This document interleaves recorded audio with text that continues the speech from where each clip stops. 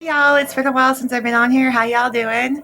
I decided to make a video this evening because I have some interesting stuff to share with you, and I just want your guys' opinions on it like usual.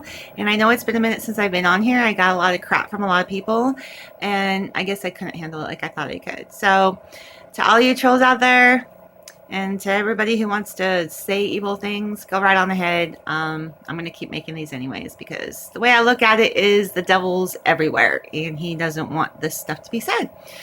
But with that in mind, hi to all my subscribers. I love you guys. Thanks for watching me again. I'm glad to see y'all back. To all you waking up to the Mandela Effect, welcome to the Mandela Effect. Welcome to the Matrix, folks. From this day forward, your life will never be the same. You will notice changes around you and the people that you love, and you will notice changes that you've never even thought you could imagine. And it's going to seem a little bit weird, and it is weird. So welcome to the Mandela Effect. I'm glad that you woke up to it. With that in mind, I have watched a couple of videos, obviously, because I've been into the Mandela Effect. Once you get into it, it's hard to get out, right? But there's been a lot more talk on people saying that they feel like we've either died or that we are slowly fading from reality, which is why we're noticing these changes. I had always said this before. If you guys don't recall, I had actually made a couple videos stating, things like Queen's song "Not Ending of the World Anymore" kind of threw me off loop and gave me that sense of the world that we know of anyways no longer exists the way it was or is gone totally. The other one was obviously the Forrest Gump line. Life is changed to life was in the past tense. So these things are just, weird to me. So, I was also thinking more about the Darth Vader one, where it was Luke, I am your father, and now it's no, I am your father. That's kind of a weird one because if you really think about it, it's almost like the devil saying, no, I am your father. And that's creepy. But anyways, I don't know. I mean, people, I don't know, and none of us really do know, do we? But that brought me to a point that I wanted to share with you all. That some people think that back in 2012, due to the Mayan predictions, that we actually did have a catastrophe happen and we actually did pass away. Which means that, if that is true, then religion as we know it is either altered or not as we had been told previously.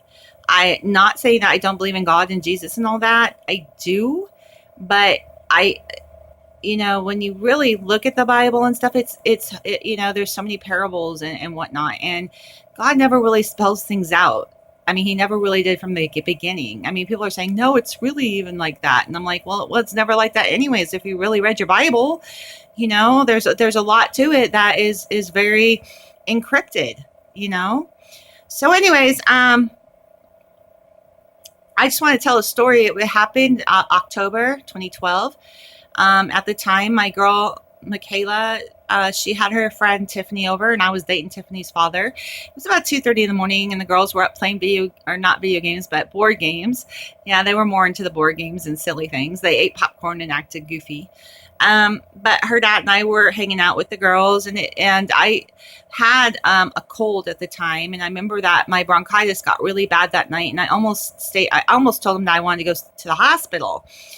So at one point in time, about 2:30 in the morning, I decided to go out on the front porch, and so he came with me because I was like, I need fresh air. I cannot breathe. This is getting bad. And as we walked out, I started to walk forward, and he turned to the left, which is odd, But anyway, as I walked forward, there was a bright flash of pure white light, stopping me in my tracks. I couldn't move. I couldn't talk physically. It was bizarre. But everything around me lit up. The grass, for instance, 2:30 in the morning, I could see the color of the grass, green as could be.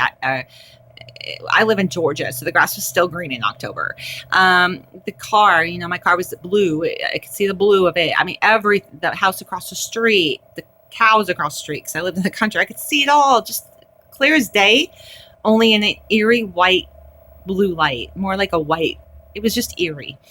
And I felt myself get lifted up 3 or 4 inches off the ground and then pulled backwards, like a pull. Not a push, but a pull from the back, and then set back down.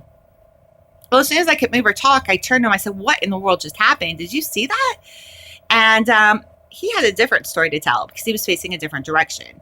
He stated that down from the sky came this thing that looked like a diamond to him. And it was very brilliant and it was large and it had different sides to it, like glass, but it had a white light and it was coming through it. A white light was coming through it. And I was like, whoa, that's weird. And he said it was in the shape of a diamond. So as we stood there talking about this, matter of fact, from the left side, like I said, we're facing left at this time, off my porch, out of the sky came a pulse of white light. It was dimmer this time, and it pulsed down my street. It was bizarre. And as it pulsed down the street, it lit up things on its way, if that makes sense. And then it kind of died out. And matter of fact, as we were talking too, I was looking at that. I was like, whoa, what was that? Did you see it? He's like, yeah. And then across the street from me in a field in the neighbor's yard, I swear a meteor fell out of the sky into their front yard. And I was like, dude, we should go see what that is because it's a meteor and that's really cool. And he said, no, we shouldn't. So we didn't. But what's bizarre about the whole incident was that we walked inside and I could breathe better. Matter of fact, whatever crud I had in me got sucked right out of me. Like I said, I felt a pulling from my back, which was bizarre, and it was in my back where my lungs are. He was born with a hole in his heart, and the most incredible thing, he had a doctor's appointment that Monday, and he called me and said, guess what? You won't believe this, but my hole is gone, and my heart is fine, and my doctor's completely just dumbfounded. He'd had this since birth. Folks, I don't know what happened in 2012, but I need to know. Did anything like this, does this sound familiar to anyone?